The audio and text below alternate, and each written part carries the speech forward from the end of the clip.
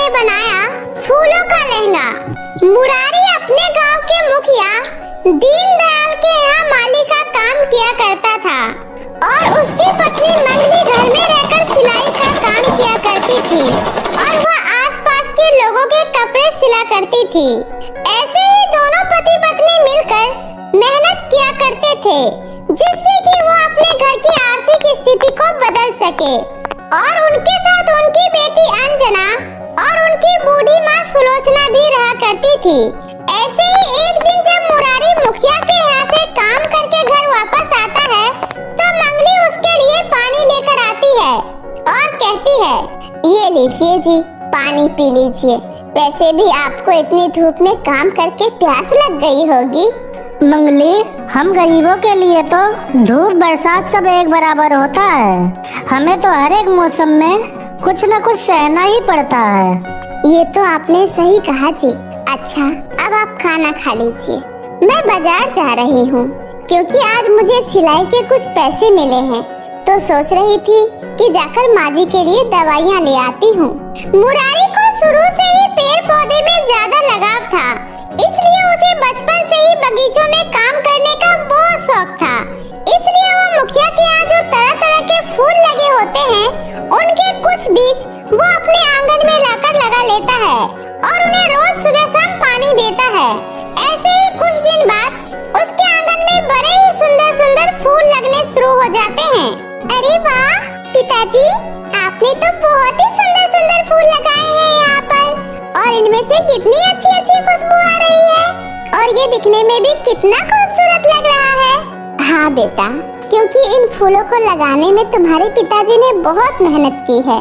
माँ, कल हम लोग अंजलि दीदी की शादी में जा रहे हैं ना, तो मैं कल शादी में क्या पहन कर जाऊंगी? अरे बेटा, संदूक में जो तुम्हारी अगले साल वाली फ्रॉक है ना, तुम उसे पहन लेना। लेकिन माँ, वो तो बहुत पुरानी हो गई है ना और मैं हर शादी में बार बार वही फ्रॉक पहन कर तो जाती हूँ। इसलिए इस बार आप मुझे कोई नई फ्रॉक दिलवा दो, मैं उसे पहन कर नहीं जाऊंगी। अंजना की बात सुनकर मंगली थोड़ी उदास हो जाती है। अरे बहू, अगर अंजना इतना कह रही है तो तुम उसे नए कपड़े दिलवा क्यों नहीं देती? माँ जी, नए कपड़े खरीदने के लिए पैसे भी तो होने चाहिए ना, और जो थोड़े बहुत पैसे थे उनसे घर का थोड़ा बहुत राशन और आपकी कुछ दवाइयाँ ले आई हूँ। अब भला मैं अंजना के लिए कपड़े का पैसा कहाँ से लेकर आऊँ? तो फिर ठीक है माँ, मैं भी अब शादी में नहीं जाऊंगी। आप लोग अकेले ही चली जाइए, मुझे नहीं जानी है शादी में। इतना कहकर अंजना रोते हुए वहाँ से चली जाती है। लेकिन उसको इस तरह इतना उदास देखकर मंगली को बहुत दुख होता है। इसलिए वो अपनी शादी की पुरानी साड़ी बाहर निकालती है और कहती है, अरे ये साड़ी तो बहुत ही पुरानी लग रही है, पर इसमें ऐसा क्या लगाऊं जिससे कि ये साड़ी खिल उठे? उसी समय मंगली की नजर अपने आंगन में लगे फूलों पर जाती है और उन रंग बिरंगे फूलों को देखकर उसके दिमाग में एक आइडिया आता है और वो उन फूलों को तोड़कर उस साड़ी पर लगाकर सिलने लगती है और कुछ ही देर में वो उस साड़ी से एक बहुत ही सुंदर लहंगा सिलकर तैयार कर देती है। और जब अंजना घर वापस आती है तो वो उसे दिखाते हुए कहती है, ये देखो अंजना बेटा, तुम्हारी माँ ने तुम्हारे लिए कितना सुंदर फूलों का लहंगा बनाया है। अरे वाह माँ, ये तो बहुत ही सुंदर लग रहा है और इन फूलों से महक भी कितनी अच्छी आ रही है। ये तो दुनिया का सबसे खूबसूरत लहंगा है माँ। इस तरह अगले दिन अंजना शादी में वही फूलों का लहंगा पहनकर जाती है और वहाँ पर आए सभी लोग उसका फूलों का लहंगा देखकर उसकी बहुत तारीफ करते हैं। उसी समय अंजना की एक दोस्त कहती है, क्या बात है अंजना, तुम्हारा लहंगा तो दुल्हन के लहंगे से भी ज्यादा सुंदर लग रहा है। सच में मुझे भी अब तुम्हारे जैसा ही फूलों का लहंगा लेना है। तुमने इसे कहाँ से खरीदा है? अरे ये मैंने कहीं से खरीदा नहीं है, बल्कि ये तो मेरी माँ ने मेरे लिए अपने हाथों से बनाया है। क्या सच में मंगली, ये फूलों वाला लहंगा तुमने बनाया है? तुम तो बहुत ही टैलेंटेड हो। अच्छा, अगले महीने मेरे भाई की शादी है तो तुम मेरी भाभी के लिए एक ब्राइडल लहंगा तैयार कर सकती हो। और हाँ, एक लहंगा मेरी बेटी के लिए भी। तुम्हें जितने भी पैसे चाहिए होंगे मैं तुम्हें दूंगी। फिलहाल अभी के लिए ये एडवांस रख लो। आपका बहुत बहुत धन्यवाद। और इस तरह हर कोई शादी में अंजना के लहंगे की बहुत तारीफ करता है और इसी वजह से मंगली को शादी में ही कई सारे लहंगा सिलने का ऑर्डर मिल जाता है। यह देखकर मुरारी और मंगली बहुत खुश हो जाते हैं और अगले दिन ही मंगली उन पैसों से बाजार जाकर कुछ कपड़े खरीद लाती है और उनमें अपने आंगन के लगे फूलों को लगाकर एक सुंदर सा ब्राइडल लहंगा तैयार करती है और उसमें उसने बहुत सारे लाल गुलाब के फूल भी लगाए होते हैं जो कि दिखने में बहुत ही सुंदर लग रहा होता है। ये लीजिए जी, ये सारे ऑर्डर पूरे हो चुके हैं। अब बस आप इन्हें जाकर ग्राहक के घर दे आइए। देखना, ऐसे ही हमारे घर की सारी परेशानियां दूर हो जाएगी और हम माँ जी का इलाज भी अच्छे से करवा पाएंगे और अपनी बेटी अंजना की इच्छाओं को भी पूरा कर सकेंगे। तुमने बिल्कुल सही कहा मंगली। अब लगता है हमारे भी अच्छे दिन आ जाएंगे मंगली। और इस तरह से मंगली के बनाए हुए फूलों का लहंगा हर किसी को पसंद आने लगता है और उसे शहरों से भी कई सारे ऑर्डर मिलने लगते हैं। देखते ही देखते मंगली की अच्छी खासी कमाई होने लगती है और मुरारी भी मुखिया के यहाँ से नौकरी छोड़कर अपने घर के आगे ही फूलों का एक बहुत बड़ा बगीचा लगा लेता है, जिससे मंगली फूल तोड़कर फूलों के सुंदर सुंदर लहंगे बनाती है। और ऐसे ही कुछ सालों में वे लोग गांव में ही अपनी एक बड़ी सी दुकान खोल लेते हैं, जहां गांव और शहर के सभी लोग उनके फूलों से बना लहंगा लेने आया करते हैं। और इस तरह अब उनकी जिंदगी की सारी परेशानियां दूर हो जाती है और उनकी आर्थिक स्थिति भी पूरी तरह से बदल जाती है और वह भी अपने परिवार के साथ एक सुकून भरी जिंदगी जीने। भूखी गरीब माँ का जादुई फ्रॉक। एक समय की बात है, एक छोटे से गांव में शांति नाम की एक गरीब औरत अपनी 2 बेटियों सोना रिया के साथ ही रहा करती थी।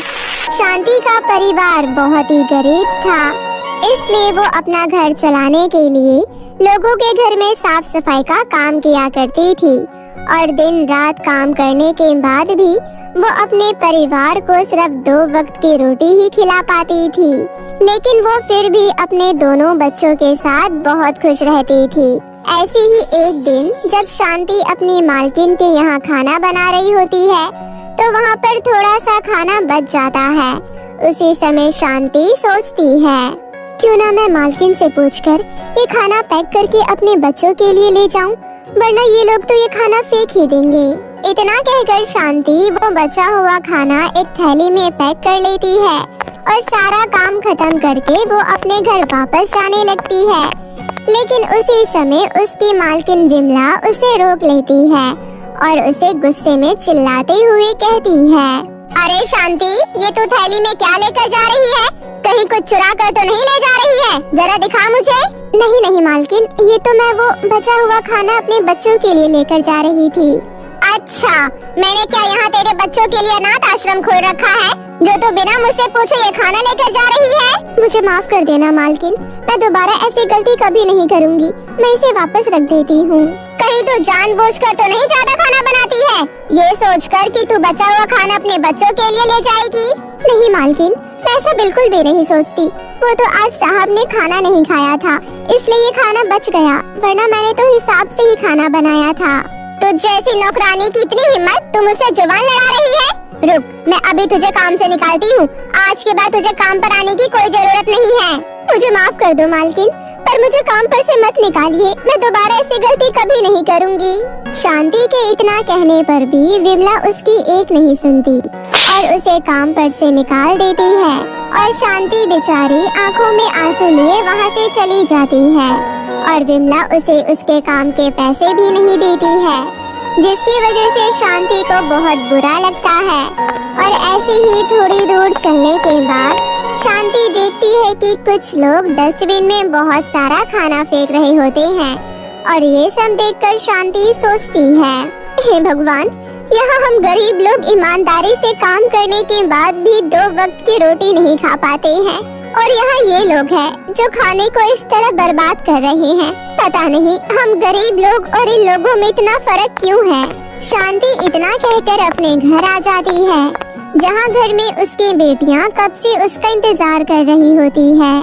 ये आस लगाई कि उनकी माँ उनके लिए कुछ खाने के लिए लेकर आएगी, लेकिन शांति तो खाली हाथी घर आ जाती है।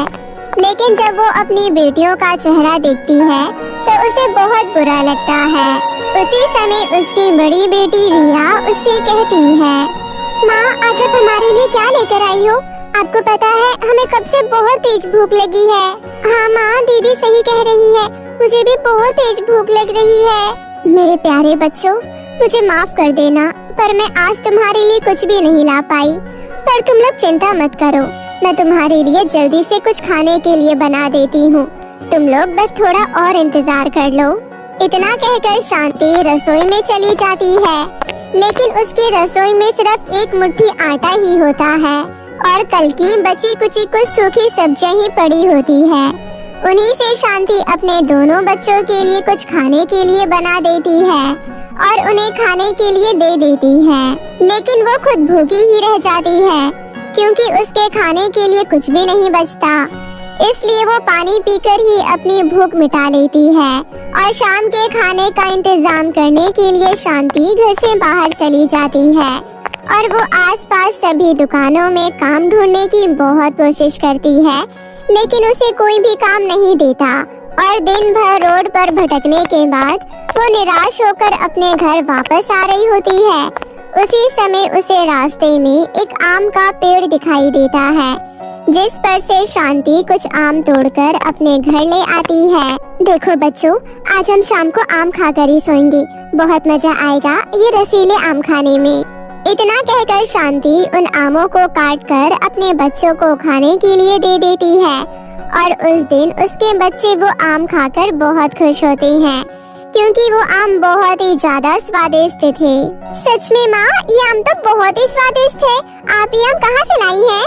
हाँ बेटा, मैं ये आम एक पेड़ से तोड़कर लाई हूँ, इसलिए तो ये इतने स्वादिष्ट हैं। और इस तरह उस दिन शांति के दोनों बच्चे वो आम खाकर ही सो जाते हैं और जब अगले दिन शांति सोकर उठती है तो वो देखती है कि उसके बच्चों की तबीयत बहुत ज्यादा खराब हो गई थी। हे भगवान, ये मेरे बच्चों को अचानक से क्या हो गया है? कल तक तो ये लोग बिल्कुल ठीक थे। माँ, मेरे पेट में बहुत तेज दर्द हो रहा है और उल्टी जैसा भी लग रहा है। अपने बच्चों की ऐसी हालत देखकर शांति भागते हुए बाहर जाती है और आसपास के लोगों से मदद मांगने की कोशिश करती है, लेकिन कोई भी उसकी मदद करने के लिए तैयार नहीं होता। शांति सबके आगे हाथ जोड़ती है, गिड़गिड़ाती है, पर उसकी कोई भी मदद नहीं करता और ये सब देख शांति फूट फूट कर रोने लगती है। उसे कुछ भी समझ नहीं आ रहा होता कि वो अपने बच्चों की मदद कैसे करे, क्योंकि उसके पास बिल्कुल भी पैसे नहीं थे जिससे वो अपने बच्चों का इलाज करवा सके। उसी समय शांति मंदिर में जाकर अपने बच्चों के लिए प्रार्थना करती है। हे भगवान, मैंने कभी किसी का बुरा नहीं किया, तो आज मेरे साथ इतना बुरा क्यों हो रहा है? क्यों मेरे बच्चे को इतनी तकलीफ दे रहे हो? कृपया करके मेरे बच्चों को ठीक कर दीजिए, मेरी मदद कीजिए। इतना कहकर शांति वहीं पर आंखें बंद करके फूट फूट कर रोने लगती है। तभी उसके सामने अचानक से मंदिर की देवी प्रकट हो जाती है और वो उससे कहती है, चुप हो जाओ शांति, मैं तुम्हारे साथ हूँ, इसलिए तुम्हें चिंता करने की जरूरत नहीं है।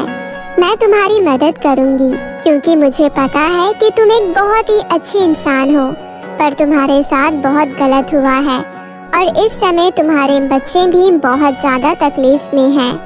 इसलिए ये लो, ये एक जादुई फ्रॉक है, इसे पहनकर तुम जो कुछ भी मांगोगी तुम्हारी सारी इच्छाएं पूरी होगी।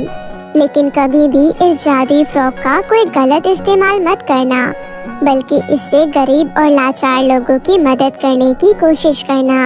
इतना सुनकर शांति वो फ्रॉक ले लेती है और देवी का धन्यवाद करके वहाँ से घर वापस आ जाती है और घर पर उस फ्रॉक को पहनकर अपने बच्चों को ठीक करने की इच्छा जाहिर करती है। हे मेरे जादुई फ्रॉक, तुम मेरे बच्चों को पहले की तरह बिल्कुल ठीक कर दो। शांति के इतना कहते ही उस फ्रॉक की रोशनी पूरे घर में फैल जाती है और उसके बच्चे पहले की तरह बिल्कुल ठीक हो जाते हैं और अपने बच्चों को ठीक देखकर शांति बहुत खुश हो जाती है और उस दिन के बाद से शांति उस जादुई फ्रॉक की मदद से अपनी एक बड़ी सी दुकान खोलती है और उस फ्रॉक की मदद से वो गरीब और लाचार लोगों की मदद भी करती है। और ऐसे ही समय के साथ साथ शांति की जिंदगी पूरी तरह से बदल जाती है और वो अपने बच्चों के साथ मिलकर एक हंसी खुशी जीवन जीने लगती।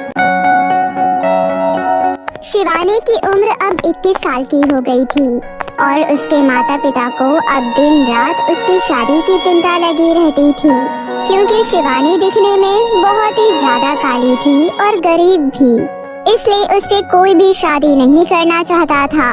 और शिवानी का एक छोटा भाई था आयुष, जो अभी 10वीं क्लास में पढ़ता था।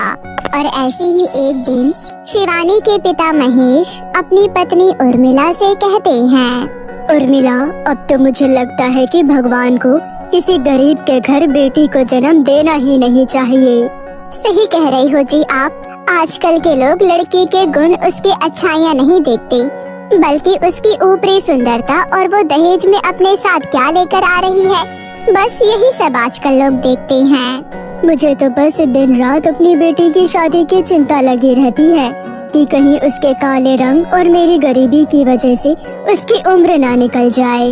महेश इतना कह ही रहा होता है कि उतने में वहाँ पर आयुष आ जाता है और वो अपने माता पिता की सारी बातें सुन लेता है और कहता है, पिताजी, इसमें कहीं ना कहीं आपकी भी गलती है। अगर आज आपने दीदी को आगे पढ़ने दिया होता तो शायद वो भी आज अपने पैरों पर खड़ी होती और फिर आपको उनके शादी के लिए यूं लोगों के आगे हाथ नहीं छोड़ना पड़ता।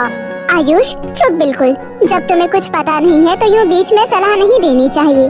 और तुम्हें पता है, लड़कियां चाहे कितना भी पढ़ लिख ले, लेकिन आखिरकार उन्हें शादी करके दूसरे का घर ही तो संभालना है। तो फिर आप लोग इतना हाथ पर क्यों मार रहे हो?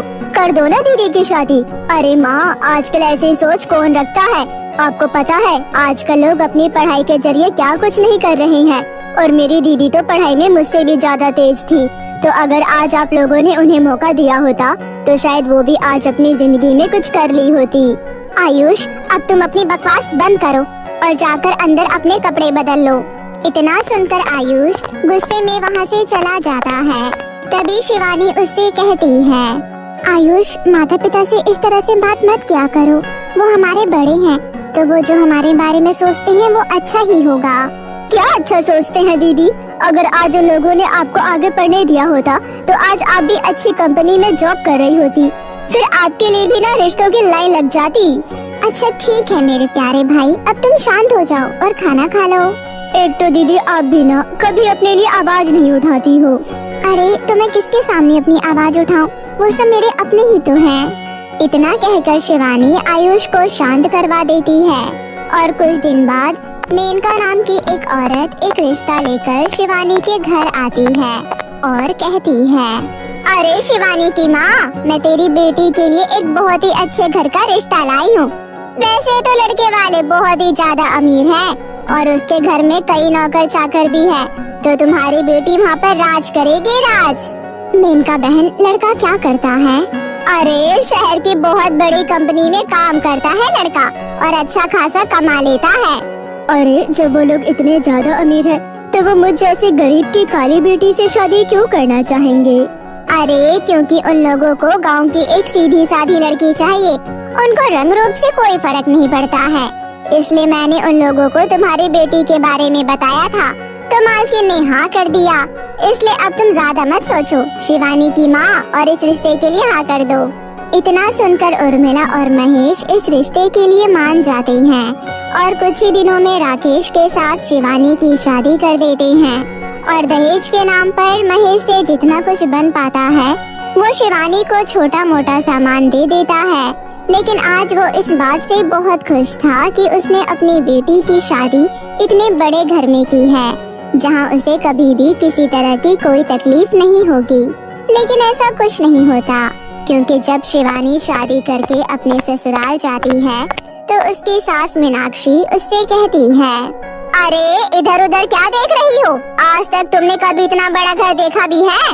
नहीं मम्मी जी, सच में आपका घर बहुत ही ज्यादा सुंदर है। अरे तो तब भी तेरे बाप से इतना नहीं हुआ कि वो तुझे दहेज में कोई ढंग का सामान दे दे। अरे हमने तो वैसे भी कोई मांग नहीं की थी, लेकिन फिर भी तेरे बाप ने जो कुछ भी दिया है कम से कम ढंग का तो देता। अरे ऐसे सामान तो हमारे घर के नौकर तक यूज नहीं करते हैं जैसा तेरे बाप ने दिया है। उसी समय मीनाक्षी की बेटी कंचन भी वहाँ आ जाती है और वो कहती है, अरे माँ, मैंने सुना है कि ये जो गरीब घर की लड़कियाँ होती है ये खाना बड़ा अच्छा बनाती है। तो मेरी प्यारी भाभी जी, आप ऐसा करिए, आप हम लोगों के लिए फटाफट से खाना बना कर ले आइए। हाँ क्यों नहीं, मैं अभी बना कर ले आती हूँ। आप बस मुझे बता दीजिए रसोई कहाँ है। शिवानी को बहुत ज्यादा अजीब लग रहा होता है कि वो सब लोग उसके साथ ऐसा बर्ताव क्यों कर रहे हैं। इसलिए शिवानी चुपचाप रसोई में जाकर सबके लिए खाना बनाती है और कुछ ही देर में डाइनिंग टेबल पर सबको खाना परोस देती है। और खाना खाते ही राकेश कहता है, खाना तो तुम ठीक ठाक ही बना लेती हो, चलो अब नौकरों के हाथ का खाना नहीं पड़ेगा। हाँ ठीक है, वैसे भी शिवानी तुम्हें पता है हमारे राकेश के लिए एक से एक बड़े घर के रिश्ते आ रहे थे, लेकिन मैंने सोचा था कि मैं एक गरीब घर की लड़की लाऊंगी जो हमारे सामने कभी अपना सर ना उठा सके। इसलिए तुम भी हमेशा अपनी औकात में रहना और मेरे सामने कभी भी अपनी आवाज ऊंची करने की मत सोचना। जी मम्मी जी, मैं इस बात का पूरा ध्यान रखूंगी।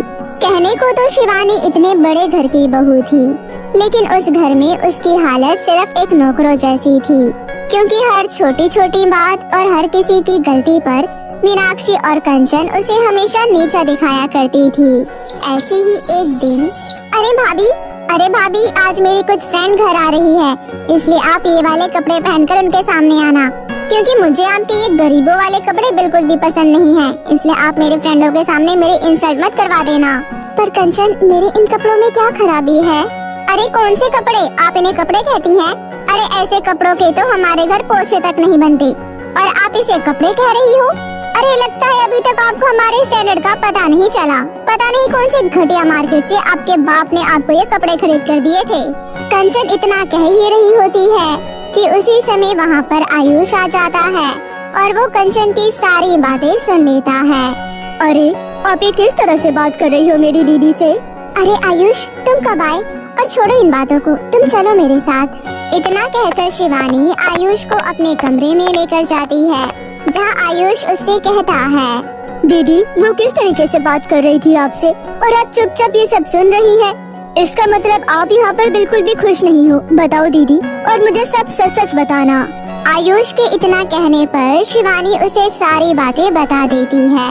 तभी आयुष कहता है, इतने घटिया लोगों के साथ आप कैसे रह रही हो दीदी? अरे मुझे तो इन बड़े लोगों पर पहले ही विश्वास नहीं था, लेकिन मेरी सुनता कौन है?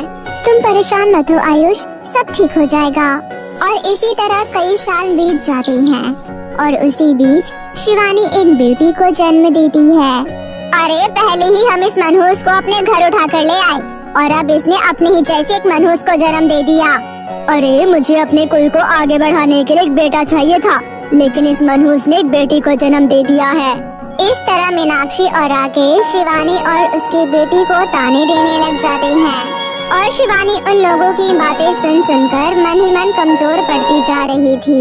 और उसी बीच आयुष अपनी बहन और उसकी बेटी के लिए कुछ गिफ्ट लेकर आता है और अब आयुष एक वकालत की पढ़ाई करके वकील बन चुका होता है।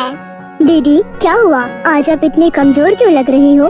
ये लोग तुम्हारा ख्याल नहीं रखते क्या? नहीं, ऐसी कोई बात नहीं है आयुष। तुम बताओ माँ बाबा कैसे हैं? उन लोगों ने तो मेरी शादी करने के बाद कभी मेरा ठीक से हाल चाल तक नहीं पूछा, जैसे कि मैं उन लोगों पर बोझ थी। क्या हुआ दीदी? आज आप मुझे सच में बहुत ज्यादा परेशान लग रही हो। सही कहा तुमने आयुष, मैं बहुत ज्यादा परेशान हूँ। अरे इसमें मेरा क्या कसूर था कि मैं एक गरीब घर में पैदा हुई, और अगर आज मेरे माँ बाप ने मुझे पढ़ाया होता तो मैं जरूर अपनी जिंदगी में कुछ कर लेती। इस तरह इस घर में एक गरीब बाप की बेटी की जिल्लत तो नहीं सह रही होती। अरे वो लोग तो चैन की नींद सो जाते ही होंगे, ये सोचकर कि बेटी को बड़े घर में ब्याह दिया, लेकिन वो बेटी खुश है या नहीं इससे उन लोगों को कोई फर्क नहीं पड़ता। आयुष अपनी बहन की ये हालत देखकर बहुत ज्यादा दुखी होता है और वो अपनी बहन से कहता है, दीदी आप अभी मेरे साथ घर चलिए। जब इस घर के लोगों को आपकी कदर नहीं है तो आपका यहाँ रुकने का क्या फायदा? इतना कहकर आयुष अपनी बहन और उसकी बेटी को लेकर अपने घर आ जाता है और अपने माता पिता को सारी बातें बता देता है। तभी उर्मिला कहती है, ये क्या किया तुमने आयुष? लड़की की शादी के बाद उसका ससुराल ही उसका सब कुछ होता है। अरे तो मैं क्या करता, उन्हें यहाँ चुपचाप रहने देता। अरे इसमें उनकी क्या गलती है कि वो आपके घर में पैदा हुई। इसलिए मेरी एक बात आज आप लोग कान खोलकर सुन लीजिए। दीदी अब यहीं रहेगी और अपनी पढ़ाई पूरी करके अपने पैरों पर खड़ी होगी और उनका सारा खर्चा मैं उठाऊंगा। और इस तरह शिवानी अपनी पढ़ाई पूरी कर लेती है और एक सरकारी स्कूल में टीचर की जॉब करने लगती है और अच्छा खासा पैसा कमाने लगती है। और इस तरह वो अपनी बेटी का भी एक बड़े से स्कूल में एडमिशन करवा देती है। और राखी के त्योहार वाले दिन वो आयुष को राखी बांधते हुए कहती है, आयुष मेरे भाई, सच में आज तुमने एक भाई होने का फर्ज अदा किया है और आज मुझे ये राखी बांधते हुए तुम पर सच में बहुत गर्व हो रहा है।